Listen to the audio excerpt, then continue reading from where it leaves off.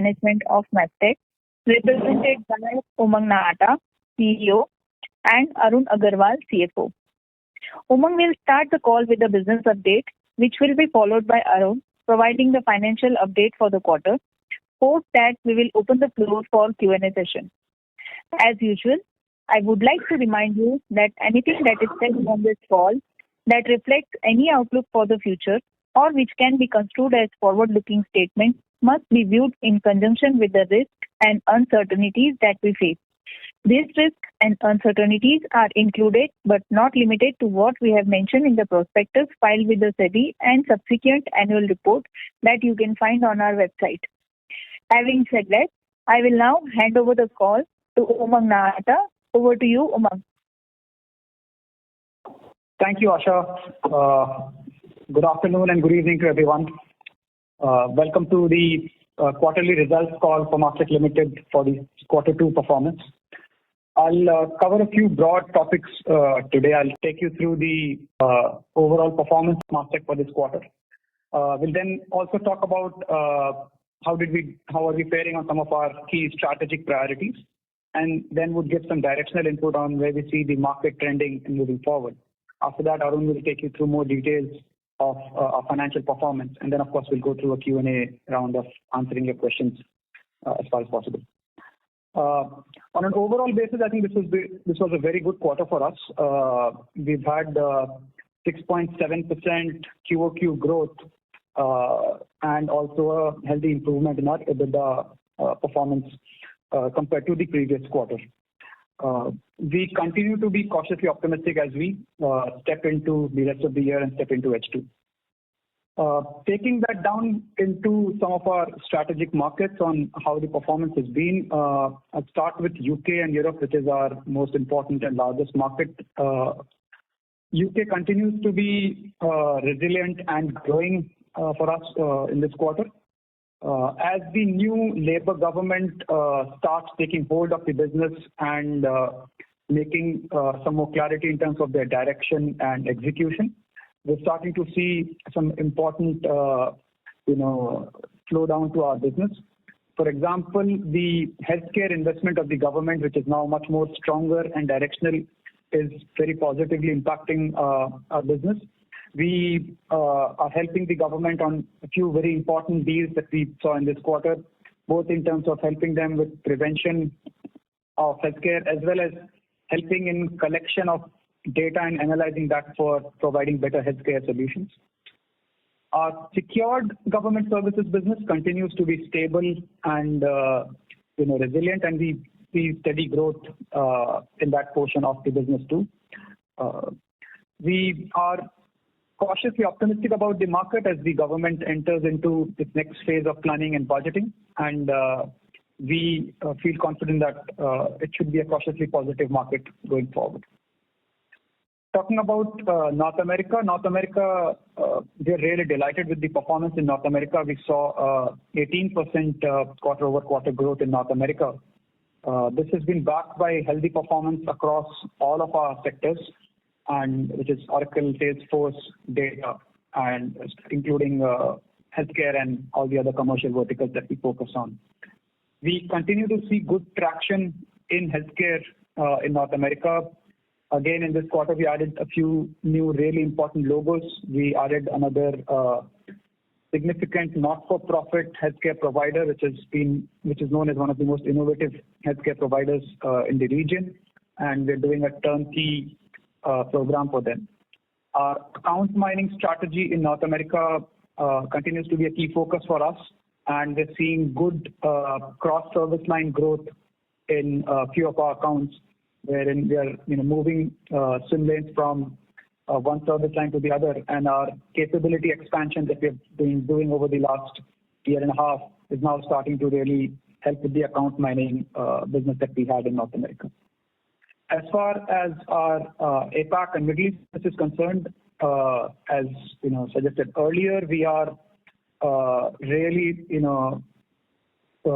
shaping up our focus and priority. Australia continues to be one of our key big bets in that market, and we're seeing good traction there. Again, we saw some really important new logos close in this quarter, especially around local government and healthcare and the ports business in Australia. In the long run, we think and we look forward to Australia to grow and become a significant portion of our business. On an overall basis, all service lines continue to deliver and starting to execute well. AI and Gen AI is a very important part of our strategy, as we had been explaining earlier. We're currently looking at our AI strategy in three broad buckets. The first bucket is around delivering efficiencies and quality improvement on all the services that we offer, which is starting from digital to Oracle to Salesforce and data. We are making some serious investments and in terms of resources and capabilities to really upgrade our skills there, including training and tooling and partnerships. And we really would love to take that kind of efficiency back to our market very soon.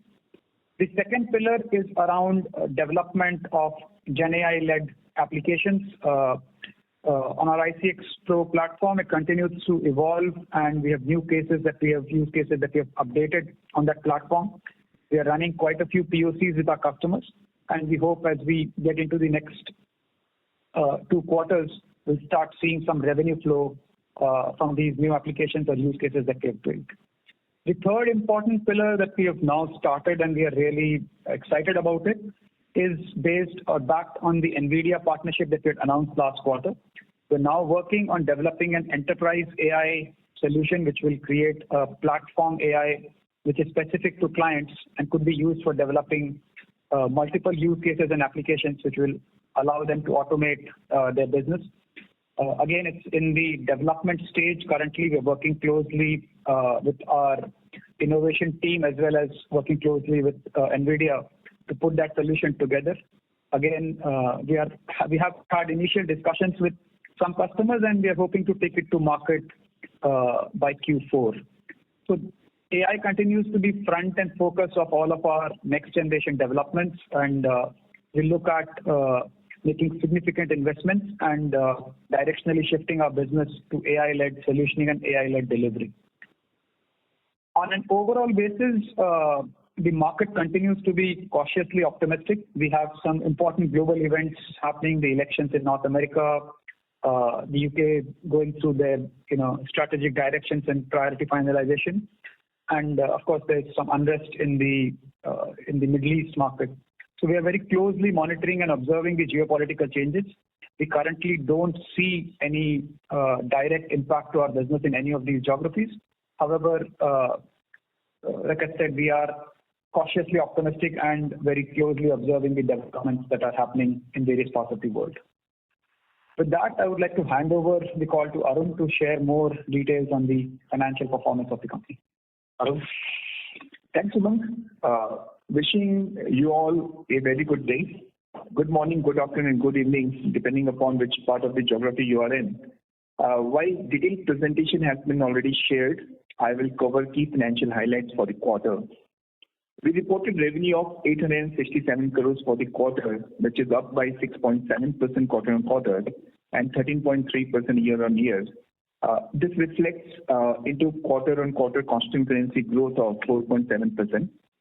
As Umang mentioned, we are delighted with our performance across Americas, UK and European market, as they continue to be not only resilient, but they're also driving the growth, whether you look into from quarter-on-quarter or from year-on-year perspective. We continue to win and onboard new customers, again, across the geography. During the quarter, we have onboarded 14 new customers, and consequently, our 12-month order backlog grew by 17.9% year-on-year. On a quarter-on-quarter terms, it's a marginal increase of 1.2% in INR terms, broadly flat when you see on constant currency basis. Our operating EBITDA for the quarter was at 16.5%, showing an improvement of 125 bps quarter-on-quarter. Kindly note this is after taking the partial impact of wage hike, which we have done for certain grades in the mid of this quarter.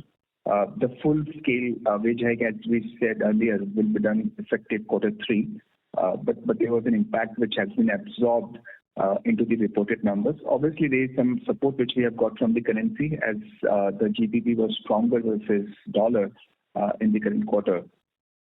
Our profit after tax for the quarter was at 128.7 crores versus 71.5 crores in the previous quarter.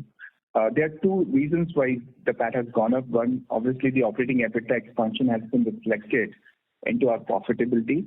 However, at the same time, we have certain exceptional gain in the current quarter, which is partially offset by the old goodwill impairment which has happened. But both put together still giving some income in the current quarter. Both getting reflected into our profit after tax of 128.7 crores. Our gross cash for the quarter was at 390.5 crores. Kindly note, during the quarter, we have distributed dividend for last financial year to all our shareholders. And also we have discharged all the loan installments as they were due during the quarter. During the quarter, our DSO got expanded to 95 days versus 92 days. This was predominantly due to certain expected collections getting right-shifted. We don't see any challenge, and in quarter 3 to quarter 4, we'll be able to further improve the DSO profile of the company. Borrowing for the quarter stood at borrowing as of 30th September stood at 643.6 crores. There's an increase of approx $24 to $25 million during the quarter as we had to borrow money for the payout of earnout relating to MST acquisition. It was the only one earnout which has been discharged, and now Mastek owns the Salesforce MST business completely, and there's no further payout which is expected in the future quarters. Our closing headcount was 5,505. There's a marginal decline from 5,546 in the previous quarter. Our utilization was at 85.6% adjusted for leave, which is marginal decline of 90 bips quarter on quarter.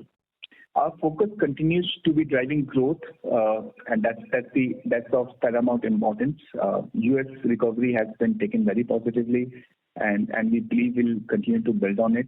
UK and Europe, as Umang mentioned, continue to be steady and driving the consistent growth both quarter on quarter and year on year. Keeping all profile of the company together and focusing upon the strategy execution, we are very, very positive as we grow in the coming quarters in the coming year to build on top of it. Thanks for your time and support and your continued trust in the Mastek. Going back to the moderator and opening the house for Q&A. Thank you very much. We will now begin the question and answer session. Anyone who wishes to ask a question may press star and 1 on their touchtone telephone. If you wish to remove yourself from the question queue, you may press star and 2. Participants are requested to use handsets while asking a question. Ladies and gentlemen, we will wait for a moment while the question queue assembles. The first question is from the line of Jalaj from Swan Investments. Please go ahead.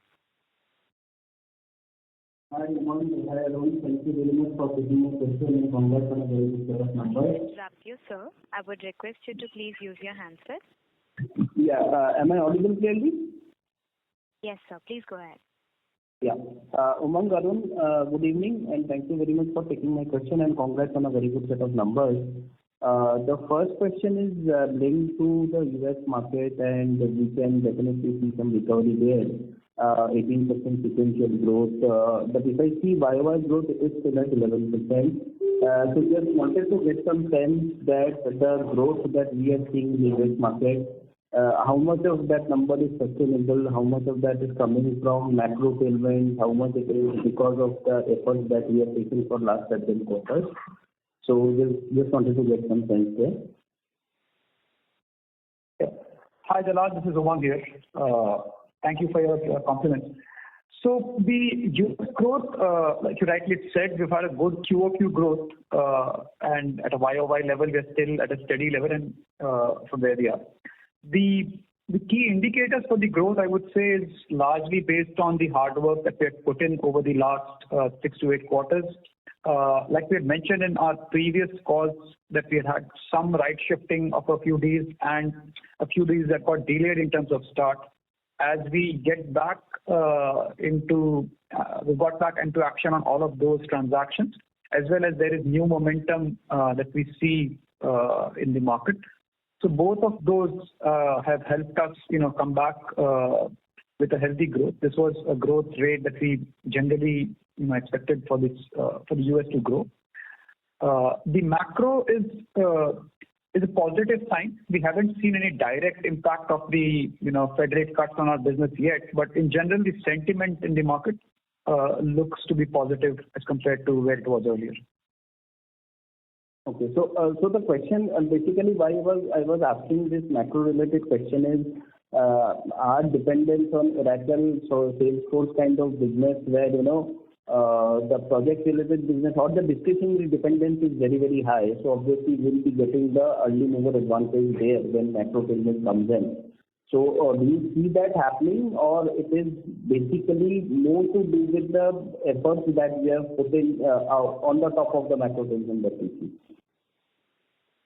While Oracle and Salesforce continue to be important service lines for our North America business, our business is actually a lot dependent on our large install base also. So account mining is a key part of our strategy, trying to upsell and grow into the accounts that we already have. And we have a really good set of accounts whose spending budgets. We are a very fractional portion of their spending budget. So our focus is on growing the accounts from that particular portion. Having said that, we are continuously focused on generating net new business working with Oracle and with Salesforce. And we are optimistic that as the market improves, we'll start seeing more positive deal flow from Oracle and from Salesforce. Great. The second question is linked to UK business. I divide UK in two parts. Obviously, our bread and butter government business there, which we have seen some kind of slowdown in this quarter. So first question linked to that, whether it is more seasonal in nature and we are expecting recovery going forward. And second question is UK private market. If we see that for last 6-7 quarters, that's a market which was kind of struggling for us. But last quarter also we have seen the initial signs of recovery. This quarter it was a blockbuster quarter, seems to be in UK private market or Europe private market. So if you can give us some direction on both UK government and Europe private market, what is happening on the UK side? Yeah, sure, Jalaj. So I think your observations are right. Our UK secured government services business continues to be steady and resilient. We saw a decent 5% quarter-over-quarter growth in that particular sector. Having said that, like I said earlier, this is where we are closely. We have a steady base business, but we're also trying to closely monitor the government initiatives and what kind of directional flow will it have.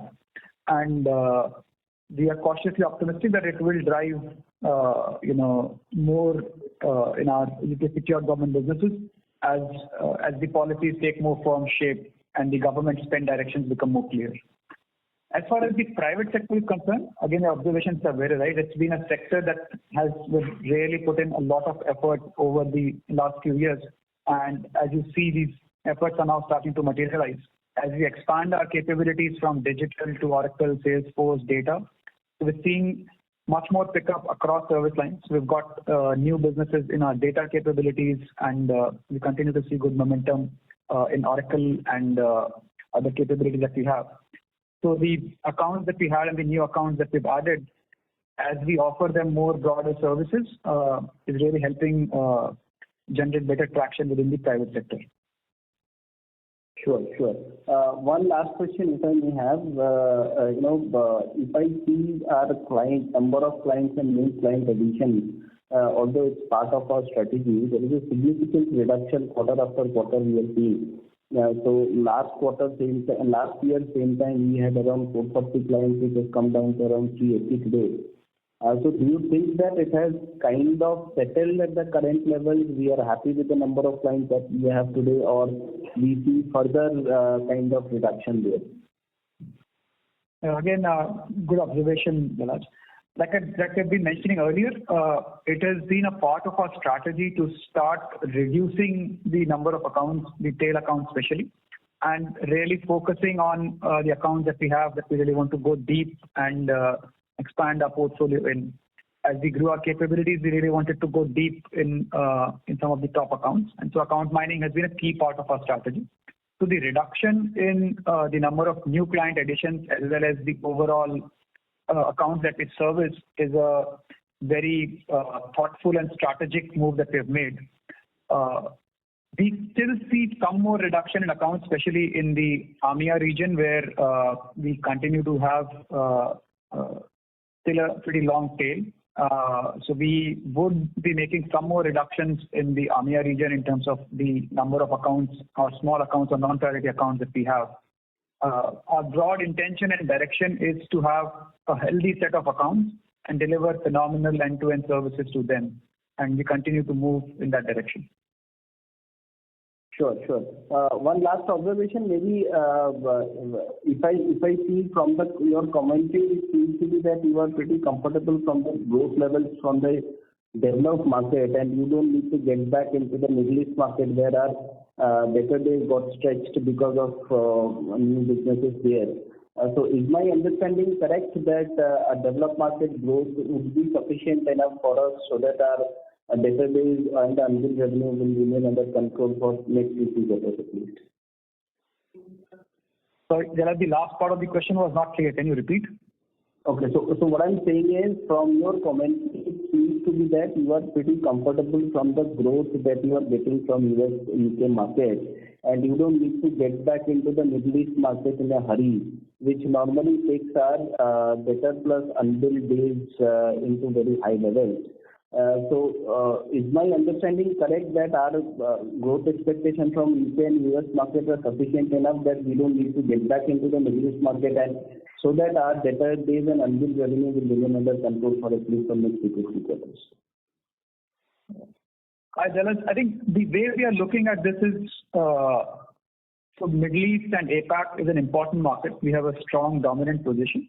However, the kind of business that we do in the market is where we are really trying to zero down on. We definitely want to bring down our DSOs and improve our cash flow and collection in the market. So, which is where we are looking at the right set of customers and the right set of verticals. So there is going to be further focus in terms of the kind of business that we want to do. Having said that, we continue to want to grow in Middle East and APAC, but our growth has to be more systematic and in structured verticals and accounts that we want to do.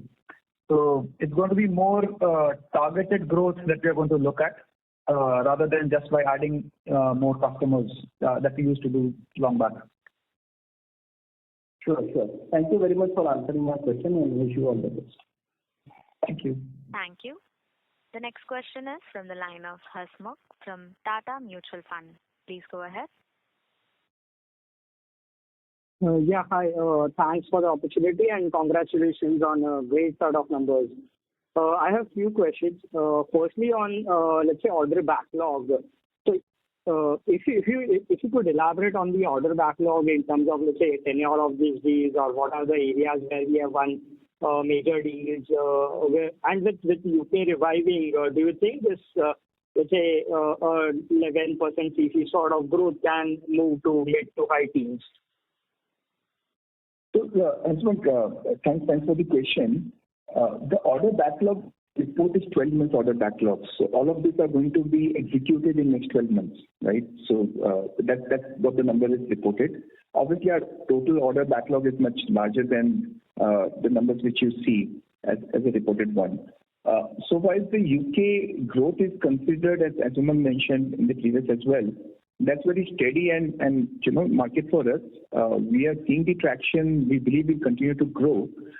It's about the new government settling down. Then the new projects will start coming in, which we are waiting for. While we have seen NHS traction already building up, so a lot of good deal momentum we have seen already coming up in the health, because that was one of the stated agenda of the government, and that's what is happening. So we are just waiting for their policy finalization, their budget releases, and we are confident that more and more weeks will be there for us to grab. Sure. But secondly, on the employee count, so just wondering, despite, let's say, strong growth, strong order book, with utilizations nearly, let's say, at 85-86%. Why the let's say employee count declined, and if you could, let's say, give some sense around how the employee addition or strategy around that would be in the future for you. Yeah. So employee count is very, very important for us. So still, if you notice, we have 84-85% kind of a utilization, and we have maxed out. That's what we have stated in the past. Considering we are also focusing upon the quality of earning. So there is a balance which has been, managed internally very effectively in terms of the growth and also in terms of the headcount which you have to keep in advance in terms of your bench. So I think it's much more actively managed bench as we speak. Obviously, there'll be more headcount addition as we go down the quarters as the growth is getting reflected, and we will not have sufficient bench to, fulfill them. But currently, we don't see any risk to our revenue realization because depending upon service line, depending upon geographies, we are keeping the right bench as may be required. Got it. So in that sense, what are the other levers in terms of margin for you, considering higher utilization, etc., which can help you to, let's say, get back to EBITDA, let's say, margins to 17-18% sort of? As we have stated earlier in past input as well, our margin expansion utilization was a lever which was utilized already. But there are a lot of subcontractor mix change. There are other operating levers like onshore, offshore. As you are moving into more commercial section, as our US growth comes, the margin expansion will happen because a lot of investments has gone into SG&A and driving the growth out there. So when you grow, you will not make same proportionate investments. You would have seen US margin already improving quarter on quarter, and our stated objective has been to improve margin further there. There are multiple combinations. Obviously, great mix using more freshers versus, all those combinations stays. Umang spoke about the AI. How can we drive more, delivery-led improvement based on the AI? And hence, you can pass on something to customers. Something will help you to further improve the margin. So there are multiple levers which we are working on. And we feel comfortable where we are in the current journey that we will maintain the margin profile. Thank you. Ladies and gentlemen, in order to ensure that the management is able to address questions from all the participants, please limit your questions to 2 per participant. If you have a follow-up question, I would request you to rejoin the queue. The next question is from the line of Ravi Naredi from Naredi Investments. Please go ahead.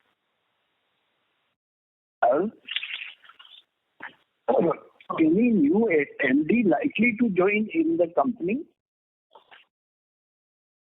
Sorry, what was the question? New managing director is likely to join the company? Ravi, are you talking about the new CEO or the new managing director? New CEO.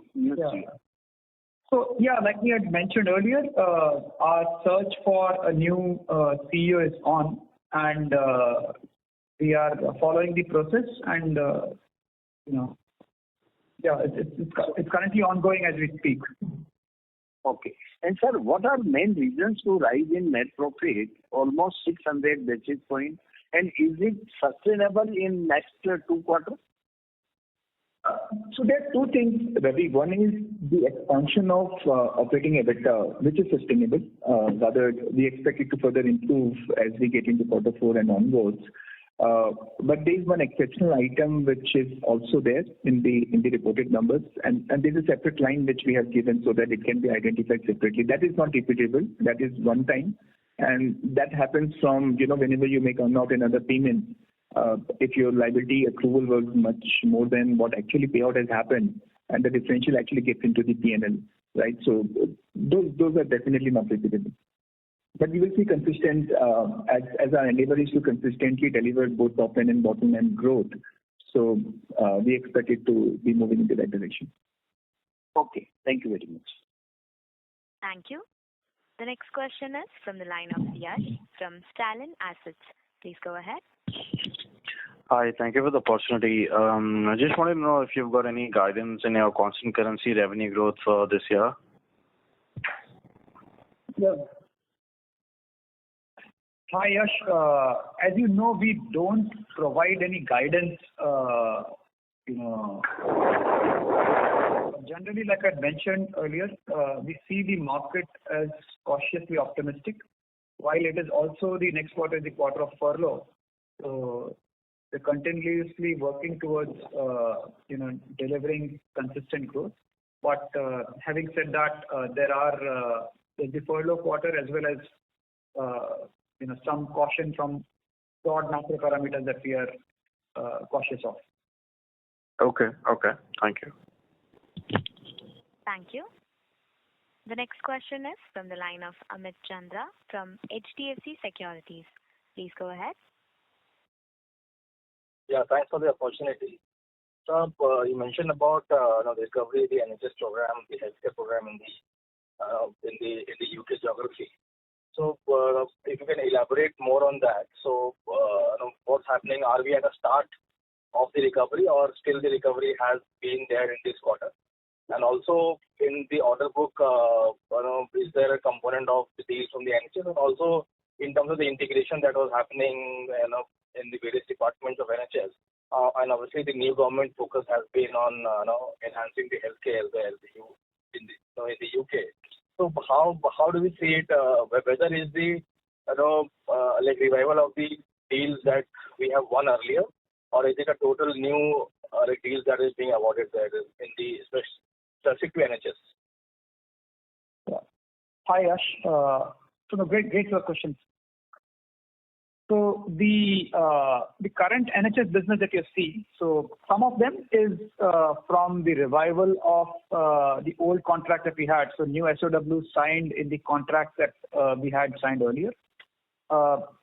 Having said that, the broad direction of the government of improving healthcare via preventions, improving healthcare by using digital ways and means for better scheduling of patients, improving just the digital healthcare initiatives overall is very, very pertinent. And so we see that direction of travel to continue. It's like I said, it's just the start of the journey. We're definitely very keen and optimistic about the healthcare vertical in general, and especially the UK healthcare as the initiatives start taking shape. Like I mentioned, we've already got some of these old long-standing contracts now, fructifying, and we see a healthy pipe of new business that we look forward to execute in the coming quarters. Okay. And also on the defense deal that we won, is there a ramp up of that deal as well in this quarter, or is it more in the build phase? And also in terms of the order book, is there a component of the defense deal also inbuilt in the order book? Sorry, Yash, can you repeat the question again? We had some trouble in the line on our side. Okay. So I was just mentioning about the recent win that we had on the defense side, wherein the expectation was that it will add around 30 to 40 million over a period of 3 years. So are we already building in that in terms of run rate in this quarter, or and also in terms of order book, is it there in the order book in the 12-month executed order book that we have? So the output of these orders that we have won definitely is reflecting in the 12-month backlog that we are showcasing to you right now. Most of the healthcare orders that we have received are annualized orders for now. So these are trying to close out the old contracts that were already open. The renewals as well as net new contracts are things that we are looking forward in the coming 2 quarters. But currently, this is more closeout of what was already open, and like I said, is reflected in our backlogs, 12-month backlogs. Okay. And also the strong recovery that we had in the US geography. So what gives us the confidence that we will continue in terms of the growth journey there? Was the growth that we had in this quarter was a result of new deals, net new deals wrapping up, or it was more of the revival of the older deals which were into stagnation, and some of the deals that we some issues with some clients also reviving. So how was the mix in terms of how you want to like dissect the US growth, so which gives us the confidence that the growth will continue. It's not like volatile as it used to be in the past. Yeah. Again, North America business that we see is a combination of all the three that you mentioned. There definitely was execution on some of the deals that we had won but were delayed in terms of start. So a portion of that comes back from there. There also continues to be new wins, net new wins, which had quick ramp ups, and that also helped delivering growth in this quarter. And we continue to see those ramp ups help in the coming quarters. But the broad theme is we are seeing the capabilities that we have across Oracle, data, Salesforce, and our digital. The North America business is starting to shape well in terms of the overall capabilities that we have, and the clients start recognizing us across capabilities. And that is the primary theme of growth that we are looking forward to, which is what we have been building over the years. And now we are seeing that kind of direction of travel in North America. But for this particular quarter, it was all the two. And we are, like I said, cautiously optimistic of continuing to grow over the several quarters. Okay. Thank you and all the best. Thank you. Thank you. Thank you. The next question is from the line of Dipesh from MK Global. Please go ahead. Yeah, thanks for the opportunity. Two questions. First, about the North America growth trajectory. It seems North America has a peculiar seasonality in Q2, where Q2 is very strong. Can you help us understand what led to this kind of peculiar seasonality in Q2 in North America for us? Second question is about the cash flow generation. Cash flow generation is fairly weak this first half. So if you can help us understand what led to weak cash conversion in H1. Thank you. Sure, Dipesh. I'll take the first question and then Arun will help you on the second part of the answer. As far as the North America business is concerned, we don't see this as any kind of seasonality impact to our business. It is, like I mentioned earlier, we had deals and there was some right shifting of deals which we had won or which we were likely to win but couldn't start in time. So many of those blips that we had earlier have now come back to strength, and we're now in the execution mode on those transactions, as well as the net new customers that we look forward to continue to win and fire across service lines. I think it's a much more balanced portfolio across service lines that is allowing us to shape these quarters. So I don't see any seasonality pattern in our North America's performance for this quarter. On the cash flow part, your observation is right, Dipesh. H1 operating cash flow generation is lower than our expectation, and there's a seasonality as well to that, because most of your annual payouts get paid out in quarter one. Like our variable pay, we do pay out in the month of May. So those are significant payouts happening at the company level, which definitely impact the overall operating cash flow, right? So, but as you move into quarter two, quarter three, and quarter four, you start, improving those percentage and come closer to the company average. So we are very confident you will see consistent improvement in quarter three and quarter four, and the full year basis, this will be broadly in line with the expectation. Understand. Thank you. Thank you. The next question is from the line of Ravi Menon from Macquarie. Please go ahead. Hi, thank you for the opportunity and congrats on a really good quarter. Wanted to understand, there seems like not too much of change in our costs at all. It just seems to be driven by operating leverage. So the margin, it can be continue to improve those towards the 17%. Do you have some sort of time frame in mind about that? And what sort of impact are you expecting from the wage hikes next quarter?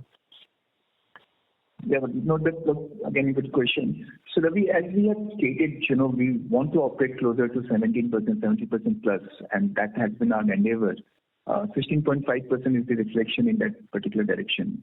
Wage hike, as you rightly said, we have done partially this quarter, and the full quarter impact is the next quarter three, which will take the full quarter impact. So we believe quarter on quarter, 120 to 130 bits impact will come.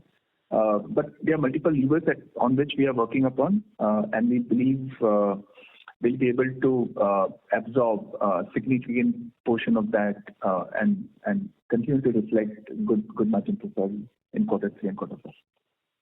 Thanks, Arun. And the attrition at 20%, it's materially higher compared to our peer group. And do you have any goal of bringing this down, or are you comfortable with this? And this is the sort of attrition that we've had historically as a firm, and we think we can manage with where the utilization is currently.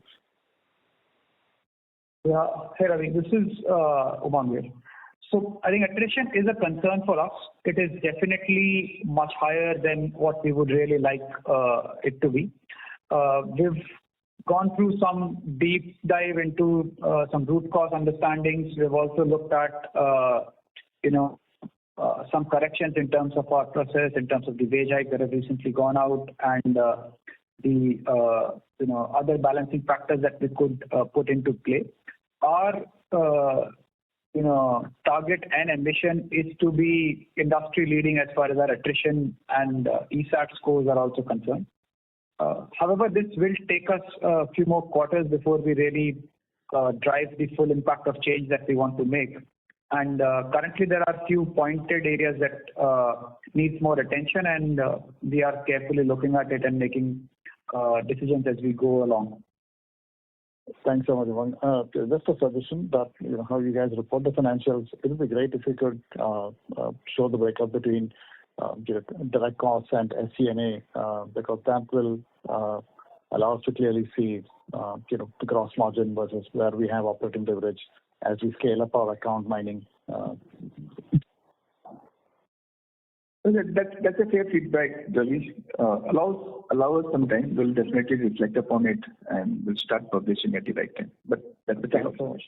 Thanks so much. Best luck. Thank you. Thank you. The next question is from the line of Ayush Rastogi from B&K Securities. Please go ahead. Yeah, hi. Thank you. So, couple of questions. So, first is for Umang. So, definitely, if we see your commentary that that you are a bit cautiously optimistic about the growth in the next half, which is 2H.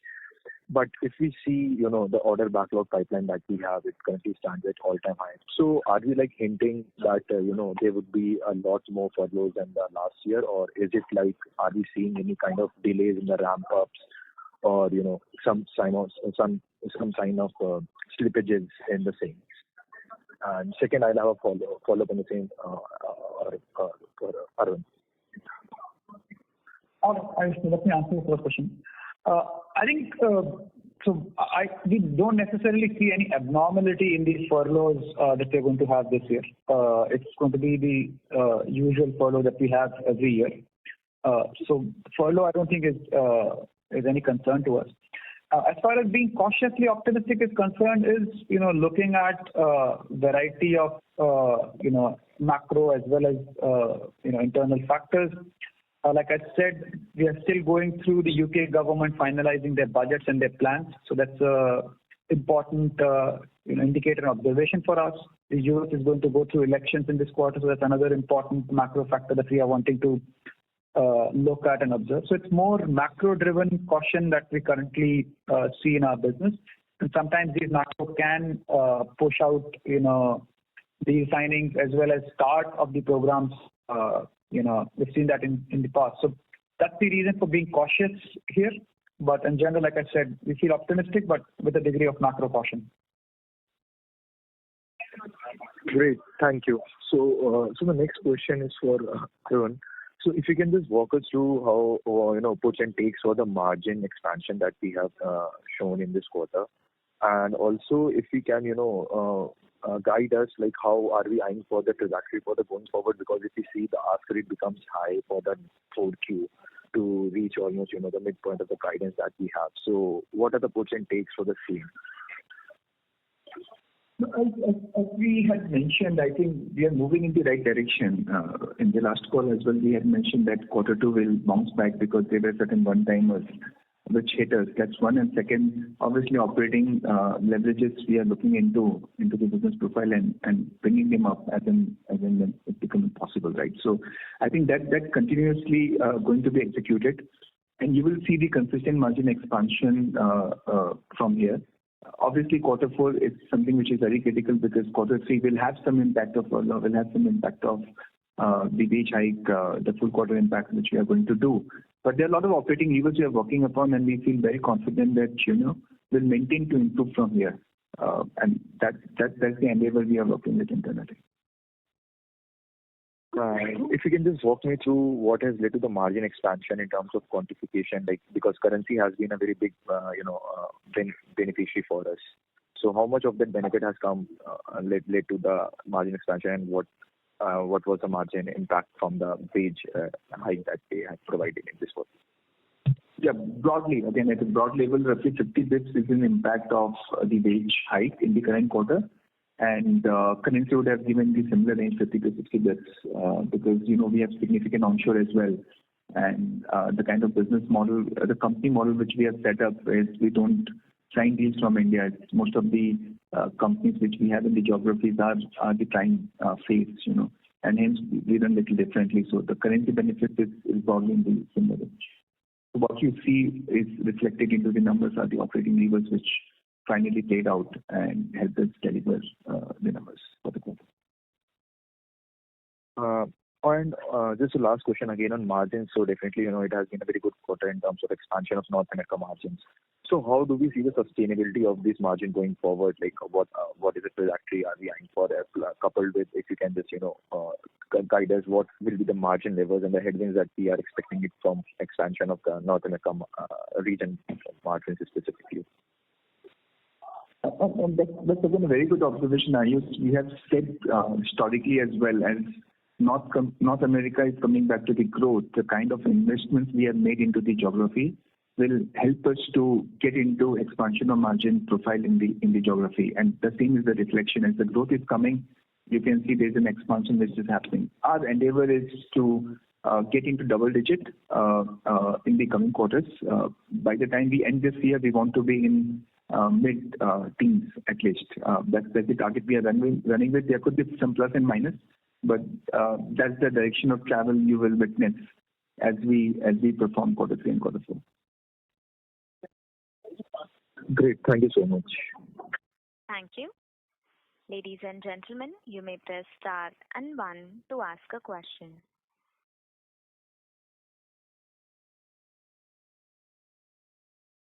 A reminder to all the participants, you may press star and 1 to ask a question. The next follow-up question is from the line of Jalaj from Swan Investments. Please go ahead. Yeah, thanks for the opportunity. So I wanted to delve a little deeper into the margins again. So you see there has been the majority shift has been the margins has come from the lower other expenses. So could you help us understand if these numbers as a percentage of revenue, should we understand that these are going to stay stable at these levels, either as a percentage of revenue or as other expenses as absolute terms? Could you please guide us about it? That's again good observation, Jalaj. The other expenses has one component which is subcontractors, which is again depending upon whether you're hiring employee or you're hiring subcontractor. They may swing sometimes, right? So the exact percentage of revenue may not work, but broadly yes, you can see there are a lot of other semi-variable expenses are also part of it, which is your facility and other costs which gets into. Doesn't increase proportionately. So they're both combinations. They can be swing on both sides. But broadly, as you can assume, there are no significant one-timers which are included into it. So it gives a good representation of cost as a percentage to revenue.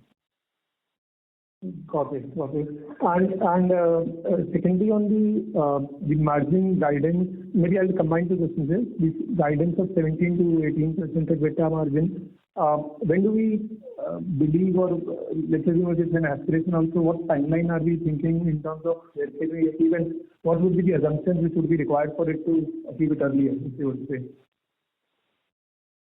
So again, as we said, that's the endeavor, 17 to 18%, and you can see the direction we have already delivered 16.5. And as I mentioned in my previous comments, you will see consistent improvement. Obviously, quarter 3 we need to watch for, considering the wage hike and furlough.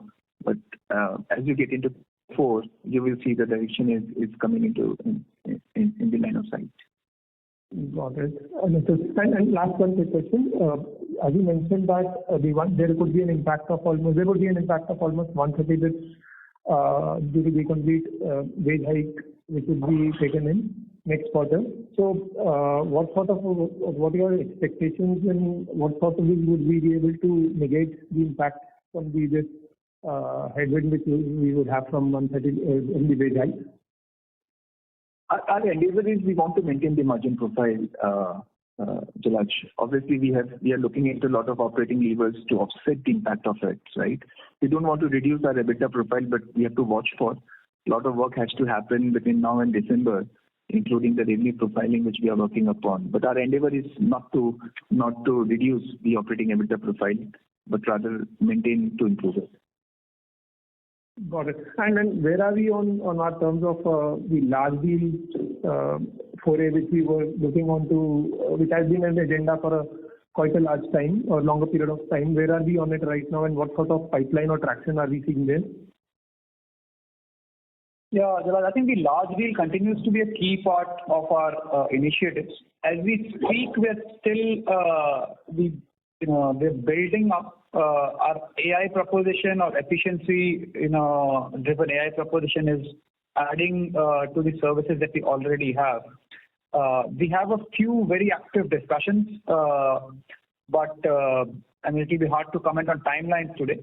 Like I said, the focus is there. The capabilities now, all capabilities being AI enhanced, gives us much better leverage on securing larger deals. We have a few in discussion, but nothing immediate in the line of sight that we could comment on. Understood. Thanks a lot and best of luck. Thank you. Thank you. The next follow-up question is from the line of Ravi Menon from Macquarie. Please go ahead. Hi. Thank you for the opportunity again. So if you could talk a little bit about your ICX Pro AI platform and the use cases that you have in manufacturing where it's already been demonstrated, and there's also, I thought in the presentation, some reference about you seeing tremendous potential for it in BFSI and healthcare. So if you could talk a bit about the use cases that you have in mind, that'd be great. Thanks. Yeah, sure. So our AI positioning, like we mentioned, Ravi, has two different views. One is a use case driven approach where ICX Pro, we have already built some use cases there. And then there is the concept of building an enterprise AI kind of platform. So on the first one, which is where we're building use cases, we've had some use case development for around parts automation, which is very applicable to most manufacturing firms in terms of whenever they have to go through a replacement of parts or finding the right part as they've gone through their years of archival data. It helps, and what it is already we've seen it improving, the process from weeks to few hours. So that's the kind of improvement we've been able to demonstrate to our clients already. Similar kind of other initiatives and use cases we're running on two important use cases, which is around recruitment and talent management. Again, very phenomenal AI assisted use case that allows significant process drop as process time improvement as well as quality of hiring going up. Again, we're discussing this with a lot of existing strategic customers who are pretty excited about the idea as we take them forward.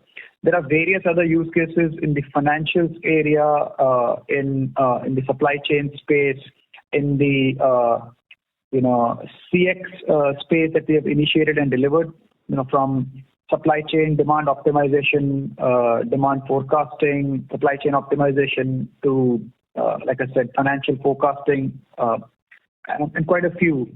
So the use case driven model is quite active. Like I mentioned earlier, our enterprise AI is the other area that we think will become even more strategic as we go forward.